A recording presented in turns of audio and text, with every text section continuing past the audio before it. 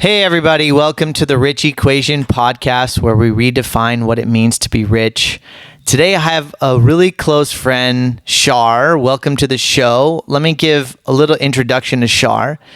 Char is a strategist, entrepreneur, and deep thinker committed to guiding people towards their brilliance and greatness. She leads a team of consultants, designers, and writers dedicated to understanding the DNA of brands and unearthing the hidden assets to develop brand identities.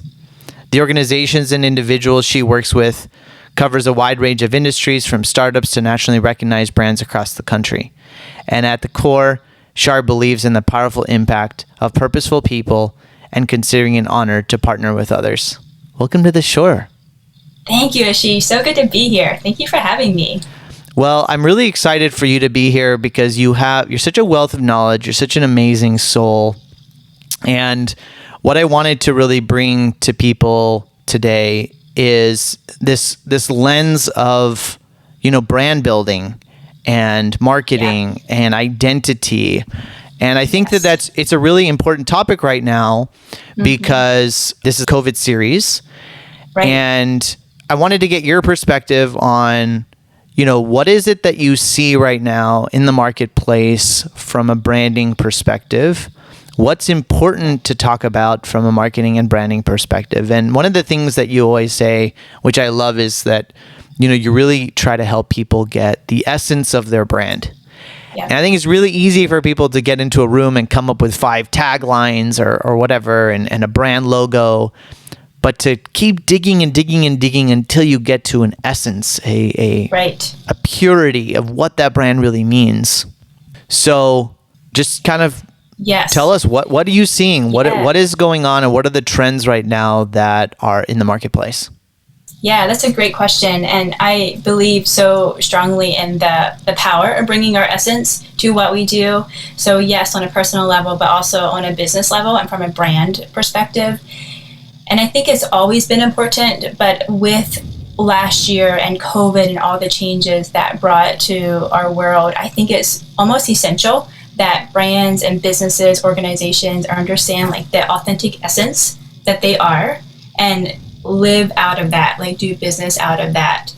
I think we're just craving realness, we're craving authenticity, we're craving real connection. I think we experienced some of that with the simplicity that COVID brought last year when we had that shutdown. Mm-hmm. We kind of got back to the basics a bit. And then also COVID made so much polarization happening at the same time. So we're desperate for realness and connection. So I think it's just essential that businesses understand really who they are at their very core and are able to live out of that. It's not so much what we do anymore, but it's who we are that people really resonate with, and I think is that magnetic aspect that draws people in towards us as businesses and brands. So does that essence have to be a person, or are you saying that as we build brands, we just have to be really clear about our message? Is it that brands need to have a face that people can identify to? What does that mean? Yes, that's a great question. I would define essence as the authenticity, the values, the heart part of the brand. So it is the culture of the organization. It's defined by the founders, the leaders in the organization. And then the rest of the team is brought into it so that everybody can become part of it. So it's not specific to one person. It's the company's essence that is defined by the people behind it. But it really, I think a brand can have an essence of its own that is defined by the people behind it. And the reason I like to frame it that way is because as perhaps people move on and other people join the team, that essence remains true to the organization because it's what the organization is, but it is lived out by people. So people have to understand what it is and how they are part of it. So as a brand builder, how do you go into a company, or if I am an entrepreneur and I have a business, how do I know whether I've achieved that? What's the back of the napkin test of, or is it Right. a question to the employees, or is it a can I recite the values? What is the sort of Yeah. what's the test? Yeah, I mean, that's a great question. And what you're asking is really the hard part of living it out well, because the brand, like this essence, is felt in the heart while it's lived. It's also like understood in the head. So it's not just like the values on the wall that we kind of say we do, but we maybe don't fully embody. But it really is, it's like the heart of the company. It's a feeling, which is what makes it sometimes hard for businesses to like wrap their hands around it, because it's kind of intangible. So it is like a feeling and a vibe. And when there's definition around it and when there's language around it, so there's clarity, that's where when people can really like understand it and kind of buy into it. But it is kind of like a vibe and a feeling, and this is how we do things, and this is how we make people feel. So it is a bit intangible, but it's really, really important. And when there's language around it and people understand, so if we say excellence is important to us, what does excellence mean to us? Like, how do we live that out here in our brand? Clarity goes a long way in giving people understanding and how to live it out. So like saying we live by excellence in our culture, people do excellent work, but then putting language behind it and giving examples of what excellence is, or Yeah. one of the things that I thought was really cool, and as we were working on one of our brands with you, was like how to identify what the brand is, and not just asking you like, well, what does your brand mean to you, right? Right. And like, what are, tell us about what segment you operate in, but Right. almost like if you're a shoe company, it's like, what kind of car are you? Exactly. Yes. And I thought that was really brilliant. Can you talk more about that process and how you help identify people, how you help identify the brand by not using the product and not using the people within the Right. brand? Like, what are the questions you guys ask to help stir up those things? Yeah. We ask a lot of questions that make people think really deep and look inward to understand like who they are and what they bring. The questions are they're kind of tough. Like people sort of wrestle with them, and it makes them a little uncomfortable sometimes because we're not always used to thinking that way. And we do like to give space in the process. We make sure that it's a thoughtful process, and it's not something that you show up, give the answers, and it's built immediately, but it's something that you do need to think about. We'll ask questions such as like, what makes you feel alive? Like what makes your eyes light up? What makes you feel like fulfilled and is the most rewarding part of what you do? Why does it matter, like what you do? How are you impacting people through what you do? And then also we'll dig into like the values and culture. So just really going after like, how do you do what you do? So we ask a lot of questions in that process and get a lot of raw information. And then from there we can kind of sort through the themes that we see emerging and define what the brand is from there. But it's a ton of question asking, and we encourage people to think stream of thought, like not overthink what you're saying, and then from there we can kind of figure out that really like core themes that they may be speaking to but may not even be aware of, but as they're speaking and processing, there starts to become like themes that we see emerging, and then we'll build a brand from there. That's so good.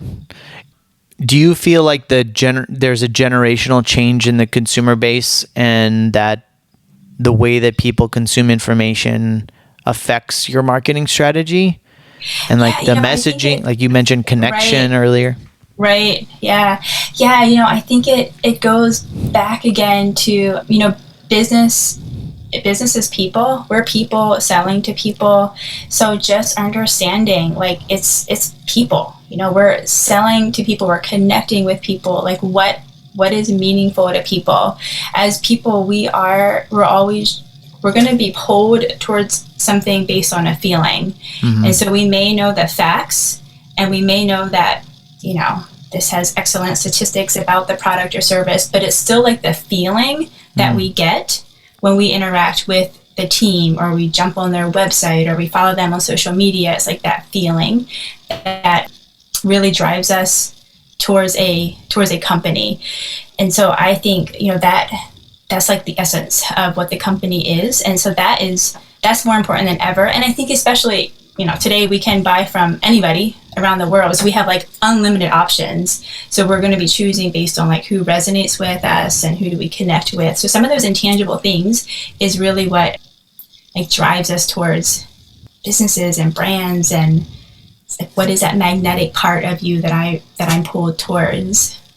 Yeah, I love that. And I think that for consumer product goods, I think you're spot on, right? In the things that we get pushed to, and the brands that we love, the clothing brands or car brands, you name it. CPG is definitely about feeling. Yeah. And selfishly speaking, from a business to business environment, when you're selling to another company or another business, right? Do the same rules apply? Because let's say, we're in the furniture business, so we're selling furniture to a purchasing agent within a company, or a buyer within a large company. Well, he's not interacting with the brand the same way he would interact with, a shoe company. Do the same rules apply, and are those just as important? And what's your perspective on that? I think it's still the element of trust. Like, do we trust who you are? Do we feel like you have our best interests in mind? Like, that's what we're looking for. And if we don't feel that, we're going to pull back, even if everything else makes sense. So do I trust you? And that trust is almost always created on a sense of authenticity. Like, what you're telling me and what I'm sensing from you, I think is who you are. Like, I feel like I can trust what I'm seeing is what I'm going to get and who you are. So that trust is going to be, I think, across the board, whether it's business to business or business to customer. We're looking for somebody that we can trust. And then what's interesting is when we feel like we can trust somebody and they have our best interests in mind and they really want to help us succeed, the money almost becomes irrelevant. Like, we still want to make sure it makes sense, but we almost will pay anything when we feel like somebody has our best interest in mind and we can fully like trust who they are. That's so good. I do think for sure it doesn't matter who you're speaking with, who you're selling to. That's important. Even like employee, owner to employee, even it applies there also. So all layers of an organization, I think it applies. That's so good. You are you're really a special soul, and I have met you. We've known each other for almost 9-10 months, I think, maybe a little bit less or longer. But what I love about you is that you're so intuitive. You have such a connection to yourself and your intuition and your spirit, and not everybody's like that, but I think that is something that makes you so effective at your work, but also just such an amazing person to be around. And you're a mom of 5, amazing mother and wife, and we've had the opportunity to be friends for a while. But how can we tap into that intuition, right? Because being connected to yourself and some intuition source to help us get creative energy or find creativity or inspiration is so important in this process. It is. Thank you for that, Ashish. I appreciate that. And I echo back that to you. It's just like that intuitiveness and that deeper sense. I felt that from you from the first time that I met you also. And that is such a unique way, I think, of seeing the world and people around us, like connecting, like kind of soul to soul versus it's like a true connection when we can like sense that within other people. That's such a great question. Like intuitiveness, that's such a great skill to have as a business owner, because we're seeing past what's on the surface. We're seeing past the words that are being spoken or like the shiny front cover, but we're really sensing like what's underneath and what feels true, what feels like wisdom, what's integrity here. And so we're like sensing that. And so again, it's like that feeling that we can become aware of and in tune with, I think really can guide us. For me, it's been just a journey of, becoming aware and like trusting that feeling. I think we always, as humans, we we feel things in our heart, but then our head like jumps in and tells us that doesn't make sense, or you should do this, or this is what somebody else is recommending you to do. And so we can almost like have a battle inside of us, like what we're feeling and sensing versus what head is telling us or common sense is telling us. And I think for me, it's just been a journey of continuing to trust what I feel inside of me, even when it doesn't always make sense compared to other facts or what I would have did before. So good. So let's pivot to you as an entrepreneur and kind of get off marketing for a minute, because you're an entrepreneur. Even though you help people build brands, like you run your own business, you have a couple dozen employees, you're running around the country. I know we were talking last week about something and you were like running around the country between client meetings and managing team, and you got your own challenges. How are you navigating COVID, and how have you changed your business strategy during this period of time? For us, it really helped us get back to the basics again and helped us get more clear on what we do really well. It was a reset for us. I think, as we grow our businesses as entrepreneurs, we're always going after things. There's the next level, there's more goals to work towards.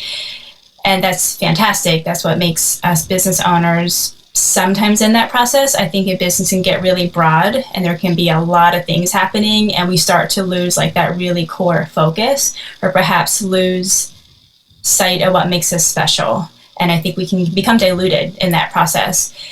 And so 2020 for us was definitely a year of just focusing in again on what is our lane, what do we do really well, and in that choosing to stay grounded in that, choose to stay focused on that, and say no to things that don't align with that.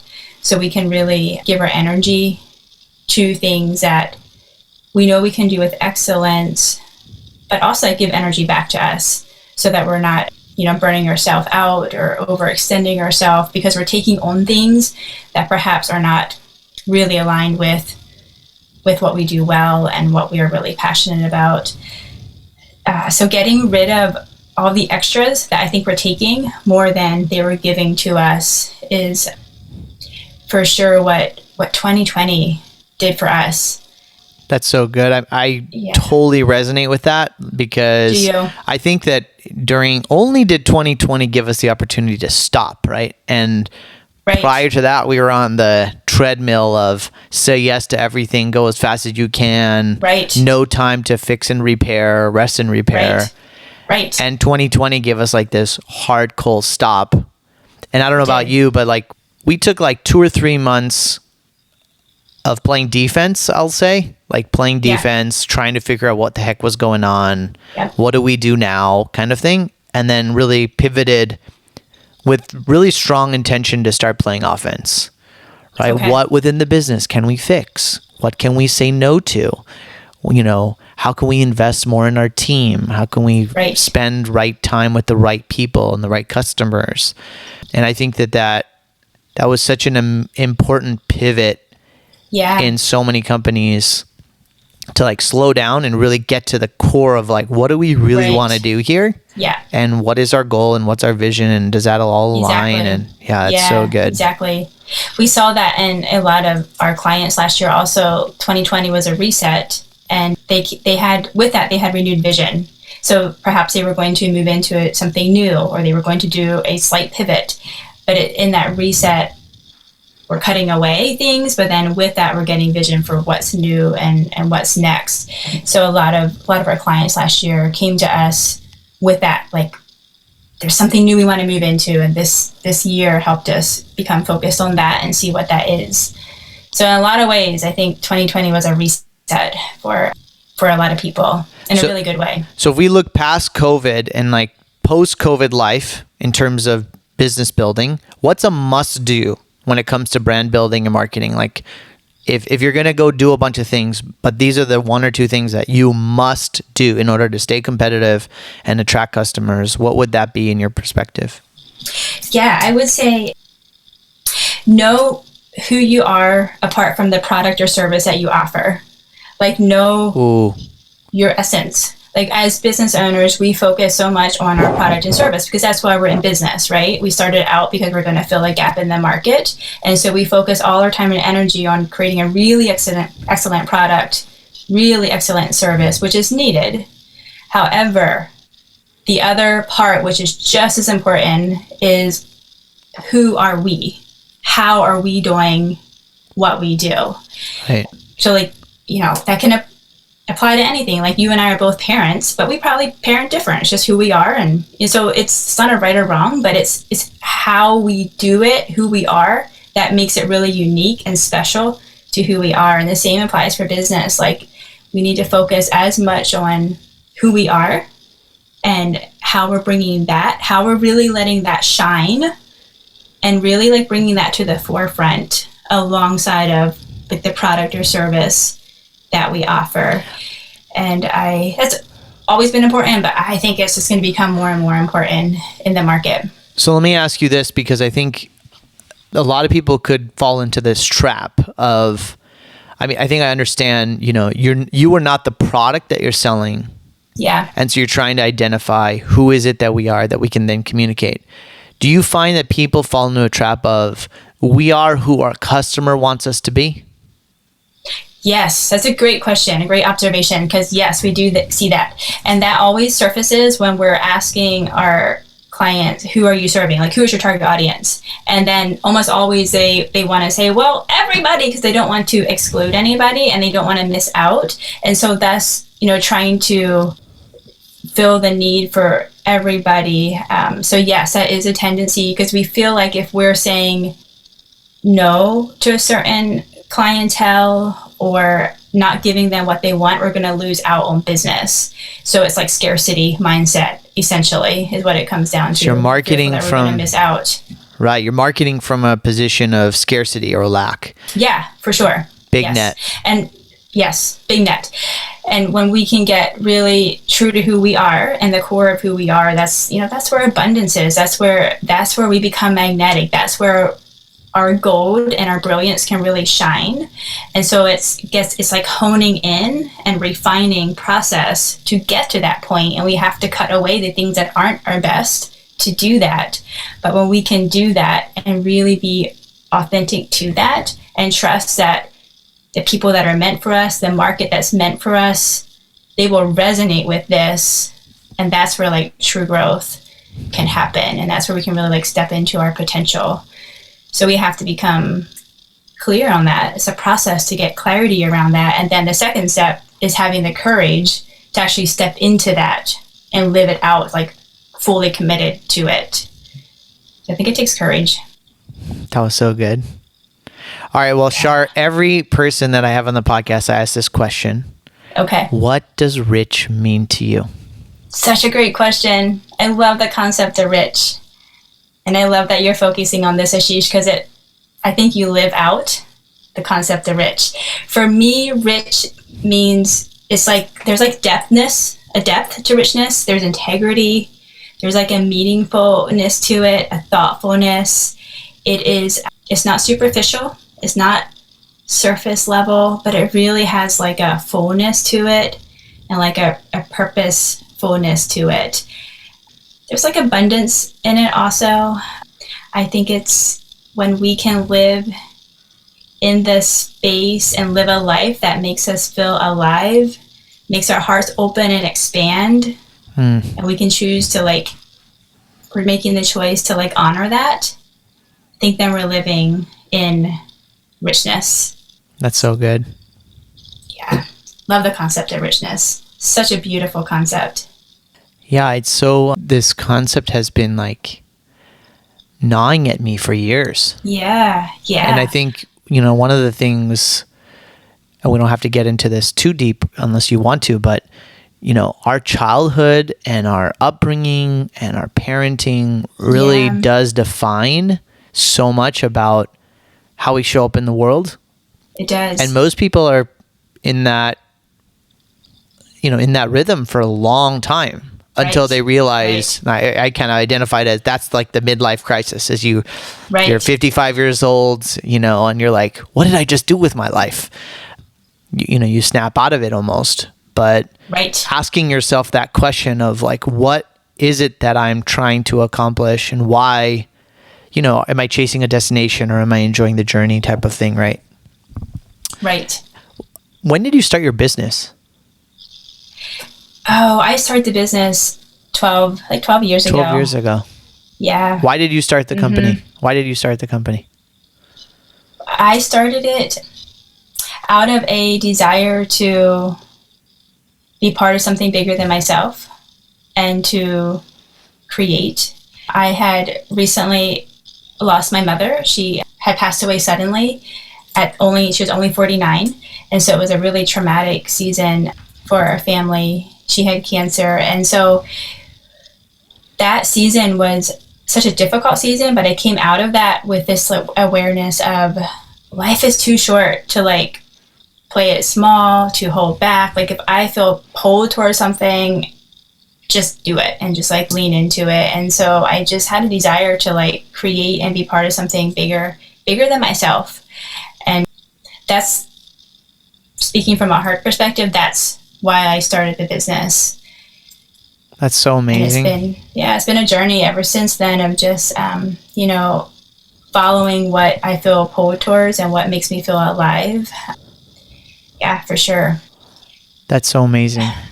Yeah.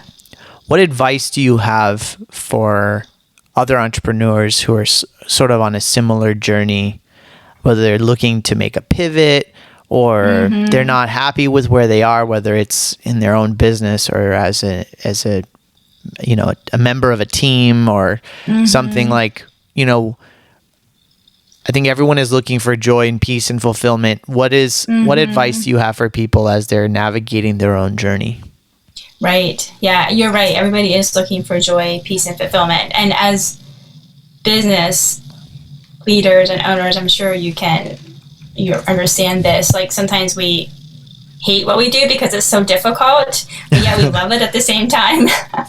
So it is, as leaders within a business and we're leading people, like it's our energy and our passion that is the fuel for the company, right?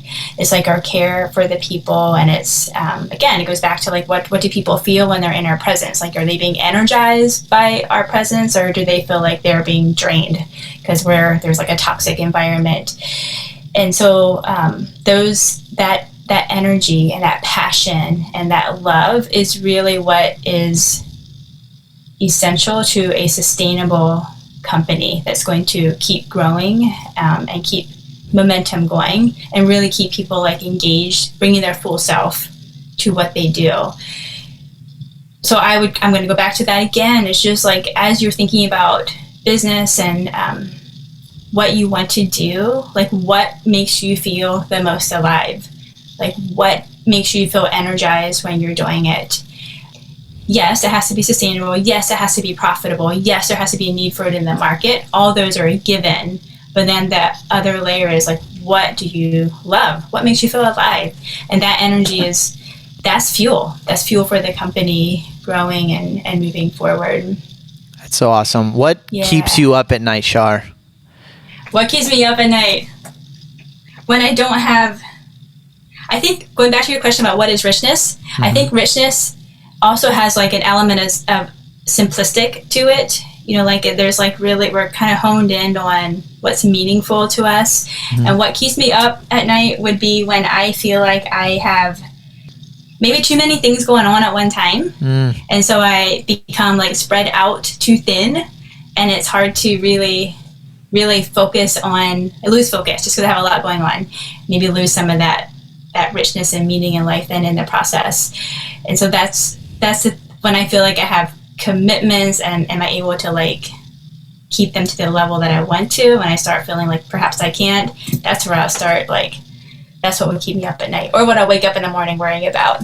It's like the magical dichotomy that every business owner or entrepreneur has, that we all know the truth that less is more. I know. We all know that truth. I know. But we also are completely, we have this ability to manifest way too many things. I know, right? It's so fun. I know. So fun. Well, Char, this has been really awesome. I really appreciate your time. Yeah. How do people find you if people are looking and want to learn more about you and your brands? How do people find you? Yeah, well, the business name is Charco. So you can find us website, Instagram at Charco. My personal Instagram is Char Newswanger. You can find me there also. And we'll put all the links in. It's great to be here. Yes. Thank you so much, Char. Thank you. Thank you so much, Ashish, for having me. Such a pleasure talking to you. This is awesome. Thanks so much.